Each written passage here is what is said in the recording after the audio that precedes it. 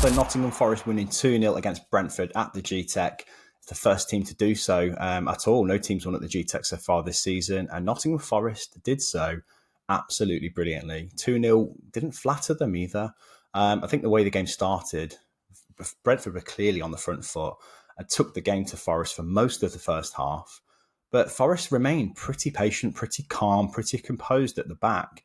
I think a key reason for that is Nuno Espírito Santo's insistence on this game of starting with a back three, which transformed the way the game was played. And I think Thomas Frank alluded to it in his post-match interview, that he didn't expect that to be the case. And Forest certainly haven't done it so far this season.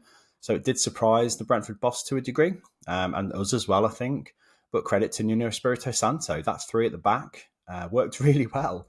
Morato coming in for a start. I think he's been impressive so far in the appearances he's made. So great for him to start the game. And he didn't disappoint. He really helped that back three stay firm during that initial onslaught, if you can call it that, from Brentford.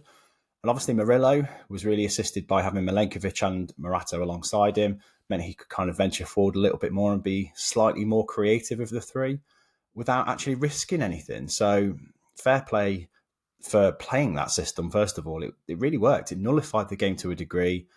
Brentford couldn't really break it down. And it kind of made a platform for Forest to counter really, really effectively, which they kind of do anyway pretty well.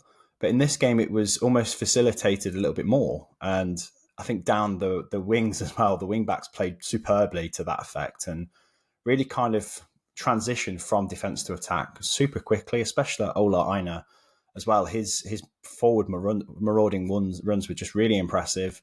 And when he broke the deadlock before half-time, although you could probably say statistically it was against the run of play, it wasn't at all undeserved. I think it was one of those finishes as well that Aina's become known for from some distance and slotting it really kind of straight to the bottom corner, really, essentially.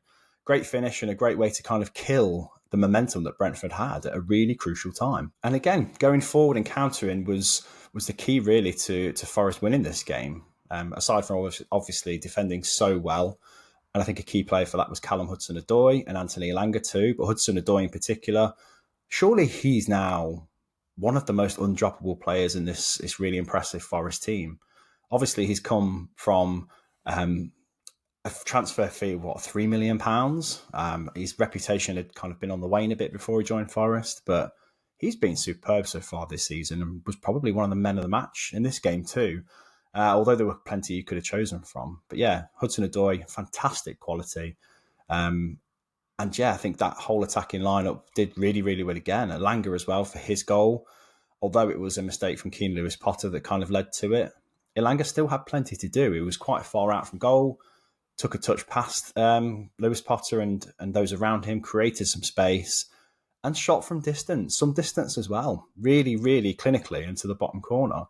So two fantastic goals against the run of play that sealed a really impressive 2-0 win for Forest. And again, defended resolutely, patiently, calmly, and made it really difficult for Brentford to really ever get a proper foothold in the game. So the result leaves Forest in dreamland even more than before the game, in third place, and deservedly so. They look comfortable in those surroundings, don't they? And I think they're getting quite used to it, really. So the question is, how high can Forest climb? And on this evidence, they could pretty much take on any team on their day. And it would be interesting to see how they do take on some of the bigger teams again going forwards throughout the season and whether they can maintain that consistency.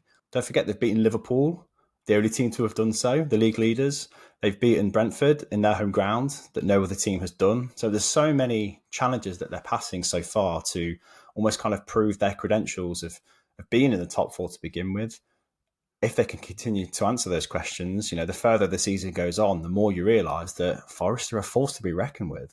It's an incredible team, a very effective way of playing. This three at the back is just another kind of evidence, really, that they can adapt, I guess, to different opposition. And it's almost, I guess, a credit to their respect for Brentford that they did choose a different way of playing and a different defensive setup to kind of accommodate those Brentford forwards who have always been quite dangerous this season, especially at home.